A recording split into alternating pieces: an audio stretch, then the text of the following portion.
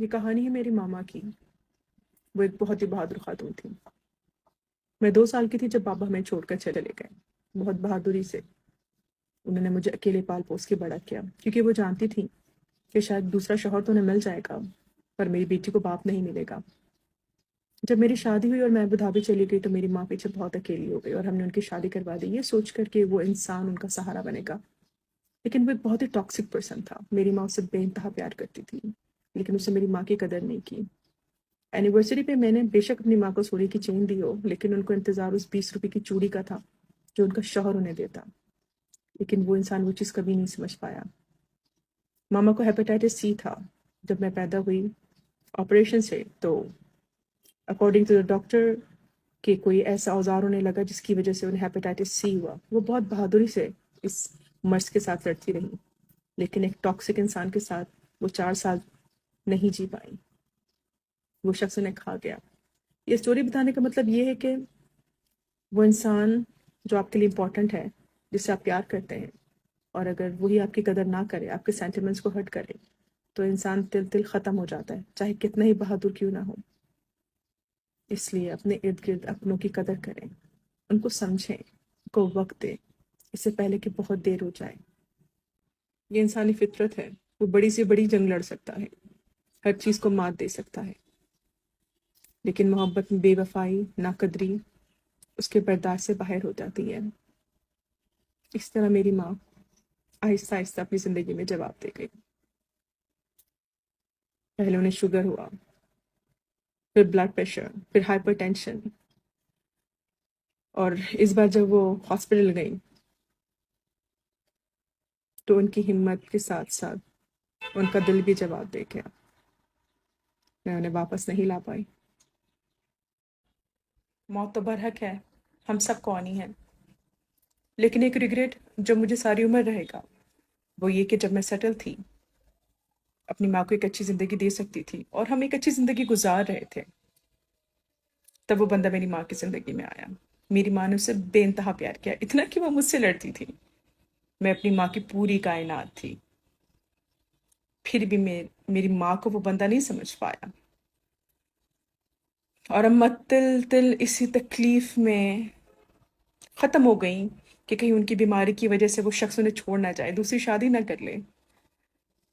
یہ منظر آج بھی مجھے سونے نہیں دیتا. جب اماں ہاسپٹل میں آخری سانس لے رہی تھی، جب انہوں نے میری نظروں کے سامنے میرے ہاتھوں پہ اپنا دم توڑا تھا، جب ان کے جسم سے کھال جھر کے گر رہا تھا اور ان کا لیور فیل ہو چکا تھا، کڈنی واز فیل، بس ایک دل ہے جو دھڑک رہا تھا اور تھوڑی دیر بعد وہ بھی بند ہو گیا. اور انہیں وہ سکون مل گیا جو وہ ساری زندگی چاہتی تھی، ایک ایز اے بیٹی چاہتی تھی، ایز اے بیوی چاہتی تھی، ایز اے بہن چاہتی تھی. پر اس بے رحم دنیا نے نہیں دیا انہیں. بہت ہی چھوٹی چھوٹی اور بہت ہی معمولی سی چیزیں ہوتی ہیں جو ایک میاں بیوی کے رشتے کو بہت ہی خوبصورت اور مضبوط بناتی ہیں، اور ان چیزوں کو ہماری سوسائٹی میں بے شرمی کی نگاہ سے دیکھا جاتا ہے. بیوی کو اپنے ہاتھ سے کھلانا، چاہے وہ آپ گھر میں ٹیبل میں سب کے ساتھ بیٹھے ہوں یا پبلک میں بیٹھے ہوں یا اکیلے ہوں، اس کا جو ہے وہ اس کے دوپٹے کے پلو کو ٹھیک کرنا، اس کے زلفوں کو ٹھیک کرنا، اس کو ہیئر برش کرنا یا اس کے سر پہ تیل لگا دینا. اس کو جب آپ راستہ روڈ کراس کر رہے ہو تو اس کا ہاتھ پکڑ لینا.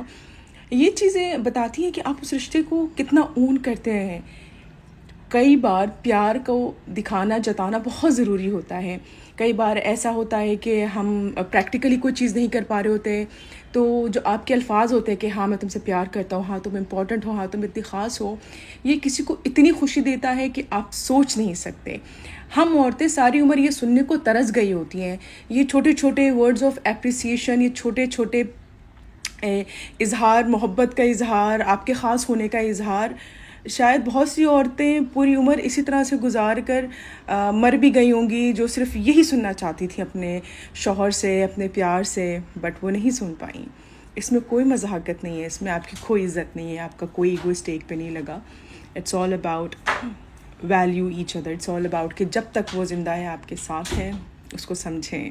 جس دن وہ آپ کا جو ہے وہ آپ کی دنیا سے چلے جائیں گے، آپ کا ساتھ چھوڑ جائیں گے، اس دن آپ صرف پچھتانے کے کچھ نہیں کریں گے۔ کیا لگا کے رکھا ہے کہ عورتوں کو پیسہ چاہیے ہوتا ہے، پیسہ چاہیے ہوتا ہے؟ اچھا ٹھیک ہے، چاہیے ہوتا ہے تو آپ مرد، آپ لوگوں کو کیا چاہیے ہوتا ہے؟ میں نے تو آج تک کسی آڑی ٹیڑھی بیوہ یا کالی موٹی بدصورت شکل کی بندی کو کسی بھی ڈاکٹر انجینئر کے ساتھ یا کسی بھی سیٹ کے ساتھ یا پھر اللہ بھلا کرے آپ کا جو کسی پائلٹ کے ساتھ، کسی بڑے آدمی کے ساتھ، ویل آف بندے کے ساتھ تو شادی کرتے نہیں دیکھا۔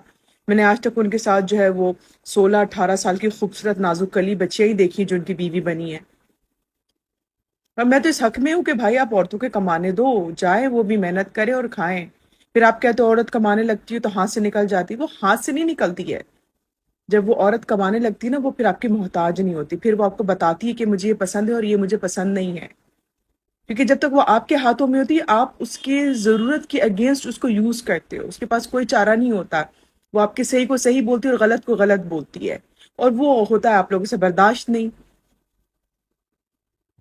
یہ جو عورت کو آپ کے نام پہ نا، پروٹیکشن کے نام پہ کہ ہم عورت کو پروٹیکٹ کرتے ہیں، آپ بیسیکلی ان کو کنٹرول کرتے ہیں اس کی نیڈ کے اگینسٹ، گھر میں ایز اے ماسی اور پھر رات کو بستر میں، رائٹ؟ پھر جب وہ اپنے پسند ناپسند کا اظہار کرنے لگتی ہے تو وہ بےہودہ بچلن ہو جاتی ہے۔ یہ پروٹیکشن نہیں ہے، اس کو کنٹرول کہتے ہیں، کنٹرول، تاکہ اپنی مرضی سے اس کو چلا سکو۔ اس دنیا میں انسان نے جتنی بھی چیزیں اپنی آسائش کے لیے بنائی ہیں نا، چاہے وہ موبائل ہو، بنگلہ ہو، گاڑی ہو، ایروپلین ہو، یہ تمام وہ چیزیں جس ایک انسان کے اسٹیٹس کو ڈیفائن کرتی ہیں، جس سے آپ اس کے اسٹیٹس کو جج کرتے ہیں، اس کی محبت کو جج کرتے ہیں، اس کے وجود کو جج کرتے ہیں، یہ سب انسان کی بنائی ہوئی ہے۔ وہ تمام را مٹیریل ایلیمنٹ سے جس کو اس نے اسٹڈی کیا اور کارآمد بنایا، جو ہم آپ بھی کر سکتے ہیں، لیکن ہم آپ جو نہیں کر سکتے وہ یہ کہ ایک انسان چلا جائے نا آپ کی زندگی سے، اس کی سانسیں رک جائیں، وہ آپ کو چھوڑ جائے، آپ اس کو کبھی واپس نہیں لا سکتے۔ چیزیں بنتی جائیں گی، ٹوٹتی جائیں گی، دوبارہ بنا لی جائیں گی، عمارتیں دوبارہ کھڑی کر لی جائیں گی، انسان چلا جائے ایک بار تو کبھی واپس نہیں آتا۔ ان بے جان چیزوں کی خاطر نا سانس لیتے جیتے جاگتے رشتوں کا سودا کبھی نہ کریں۔ اپنوں کو پہچانیں، ان کی قدر کریں، اس سے پہلے کہ بہت دیر۔ آج سے چلیں آپ لوگ ایک کام کریں، جب کسی کو تکلیف میں دیکھیں، دکھ میں دیکھیں، اس کی آنکھوں میں مایوسی دیکھیں، یا اس کے پاس سے آپ کو محرومیت محسوس ہو، اس کے کندھے میں ہاتھ رکھیں، اس کو دلاسا دیں کہ ابھی آپ کی سانسیں چل رہی ہیں، آپ کے ہاتھ پیر سلامت ہے، اور یہ وقت بھی گزر جائے گا۔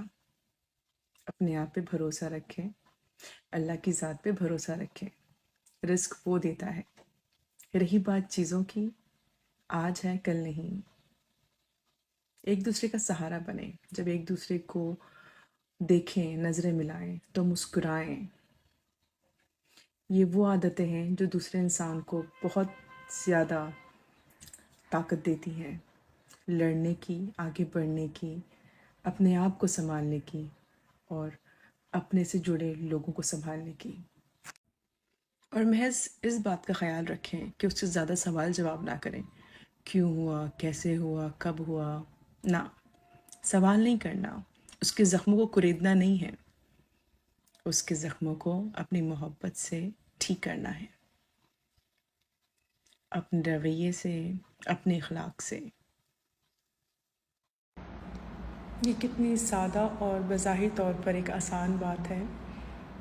ایک رشتے کے بارے میں ہمیں آلریڈی پتہ ہوتا ہے کہ اس کے لیے ہمیں قیمت چکانی پڑے گی، جب تک ہم اس کی قیمت ادا کریں گے تب تک یہ رشتہ ہمارے پاس ہے، جس دن ہم اس کی قیمت نہیں چکا پائیں گے وہ رشتہ ہمیں چھوڑ جائے گا۔ اس کے باوجود بھی آپ کو وہی رشتہ کیوں چاہیے ہوتا ہے؟ تو یہ جو تکلیفیں ہیں یہ ہم خود چنتے ہیں۔ اندھے رشتوں کے پیچھے بھاگنا، اپنی ویلیو کو کمپرومائز کرنا، اور پھر آخر میں خالی ہاتھ اکیلے رہ جانا۔ اس رشتے کو اہمیت دیں جو آپ کو اہمیت دیتا ہے، جو آپ سے پیار کرتا ہے۔ زندگی میں ہر چیز ہمارے مطابق نہیں ہوتی، ہر وہ چیز جو ہم اپنے حساب سے حاصل کرنا چاہتے ہیں اپنے مفاد کے لیے، وہ ہمارے حق میں بہتر نہیں ہوتی۔ بہت سی چیزوں میں ہمیں کمپرومائز کرنا پڑتا ہے لانگ ٹرم کے لیے، شارٹ ٹرم کے مزے سب کو مل جاتے ہیں، کوئی نہ کوئی کسی نہ کسی طریقے سے حاصل کر لیتا ہے، لیکن اس کے بعد جب اس کی آنکھ کھلتی ہے اس حقیقت کی دنیا میں جس کو وہ بہت عرصے سے اگنور کر رہا یا کر رہی ہوتی ہے، تو اس کی پوری دنیا شیٹر ہو جاتی ہے۔ تو آدھے سے زیادہ تکلیفیں یہ خود ہماری اپنی جمع کی ہوئی ہیں، ہم اپنے آپ پہ خود ظلم کر رہے ہوتے ہیں۔ اوورسیز رشتوں کے لیے لوگوں نے کہا کہ یار لڑکیاں تو جان بوجھ کر بلکہ خوشی سے جو لوگ باہر رہتے ہیں ان سے شادی کرنا پسند کرتی ہیں۔ میجورٹی آف دیم ان سے جھوٹ کہا جاتا ہے، ان سے یہ کہا جاتا ہے کہ ہم شادی کر کے تمہیں ساتھ لے جائیں گے، لیکن وہ بچہ کر کے انہیں یہیں چھوڑ جاتے ہیں۔ جانتے ہیں کیوں؟ کیونکہ باہر ان کو فارنر بچیاں ملی ہوتی ہیں، ان کے مزے چل رہے ہوتے ہیں، اور یہ پاکستانی مرد پریفر کرتے ہیں کہ ڈیٹ وہ باہر کی لڑکیوں کو کریں، مزے ان سے لیں، اور شادی جو ہے وہ پاکستانی دیسی لڑکی سے کریں، کیونکہ اس کو قانون کا تو کچھ پتہ نہیں ہوتا، وہ آپ کے گھر میں ایز اے نوکرانی بھی رہتی ہے، آپ کے بچے بھی پال رہی ہوتی ہے، اور جہاں وہ حق کی بات کرتی ہے آپ اس کو طلاق کی دھمکی دے کے چپ کرا دیتی۔ یہی اگر آپ کسی گوری کے ساتھ شادی کریں نا، اس کو اپنے رائٹس کا پتہ ہے، وہ اگر آپ کو چیٹنگ کرتے ہوئے بھی پکڑی گئی، اگر آپ نے 1 مہینے اس کا خرچہ بھی نہیں دیا نا، تو وہ آپ کو کورٹ تک گھسیٹ کے لے کے جاتی ہے، اور جب طلاق دینے پہ بات آتی ہے نا، تو آپ کا جو بھی شیئر ہوتا ہے وہ 50-50 ڈیوائڈ ہوتا ہے، وہاں پہ قانون ہے، اس لیے نا وہ گوری لڑکیوں پہ ہاتھ نہیں ڈالتے، پریفر وہ دیسی بیوی کرتے ہیں۔ اور جو یہ کہتے ہیں کہ نہیں ہم تو صرف اپنی بیوی سے پیار کرتے ہیں، ہمارا صرف تعلق ہماری بیوی سے ہے، ہم بہت ہی دودھ کے دھلے ہیں۔ دیکھیں لیبر کلاس کی تو میں بات ہی نہیں کری، بیچارے وہ تو شاید وقت صحیح سے وہاں کھا بھی نہیں پاتے نا۔ میں تو صاحب حیثیت لوگوں کی بات کر رہی ہوں جو جان بوجھ کر اپنی بیوی بچوں کو وہاں نہیں بلاتے تاکہ ان کی پرائیویسی ڈسٹرب نہ ہو، ان کی عیاشی ڈسٹرب نہ ہو۔ اگر ایسا نہیں ہے تو مجھے بتا دیں، باہر جو اتنے کلبز ہیں اور اس طرح کے ایریا ہیں جہاں پر اس طرح کی پارٹیز ہوتی ہے، اس طرح کے لوگوں سے آپ منگل کرتے ہیں، تو وہ کون چلا رہا ہے؟ وہاں پیسے کہاں سے آ رہے ہیں؟ وہاں پہ کون سے لوگ ہیں جو جا رہے ہیں؟ آبویسلی یہ آپ کے وہی شوہر ہیں جنہوں نے آپ کو یہاں پہ اذیت میں رکھا ہوا ہے اور خود وہاں مزے کر رہے ہیں۔ کون دے رہا ہے ان کو فنڈ؟ جو وہاں کے لوکل لوگ ہیں ان کے پاس تو اپنی بیویاں ہیں، اپنی گرل فرینڈز ہیں، یہ وہ لوگ ہوتے ہیں، یہ جو ٹریول کر رہے ہوتے ہیں، یہ جو وہاں پر نوکری کر رہے ہوتے ہیں، وہ جہاں کر عیاشی کرتے ہیں وہاں جا کر اپنے پیسے لٹاتے ہیں، یہ وہ سارا سسٹم چلا رہے ہیں۔ ہمارے خاص نوجوان طبقے نے اپنی تعلیم کے اخراجات کو بیسیکلی فنڈ ریزنگ کا ذریعہ بنا لیا کہ بھائی ہم افورڈ نہیں کر سکتے، ہم فیس نہیں دے سکتے۔ اچھا بیٹا انٹرنیٹ استعمال کرنے کے لیے پیسے ہیں تمہارے پاس، فیس دینے کے لیے نہیں ہے؟ یار ہمارے ماں باپ نے بھی ہمیں ایک حد تک فائنینس کیا تھا، یا پھر آج جو لوگ کامیاب ہیں جن کے پاس بڑی بڑی ڈگری، ان سے پوچھیے گا کہ بہت کم ایسے ہوں گے جن کے ماں باپ نے آخر تک ماسٹر پی جی تک ان کو فائنینس کیا ہوگا، بٹ میجورٹی وہ لوگ ہوں گے جن کو ان کے پیرنٹس سے میٹرک یا بہت ہوا ہوگا تو انٹر تک پڑھایا ہوگا، اس کے بعد انہوں نے اپنی ڈگری خود افورڈ کی ہوگی۔ تو اس کو نا اپنے بہانہ نہ بنائیں، ٹھیک ہے؟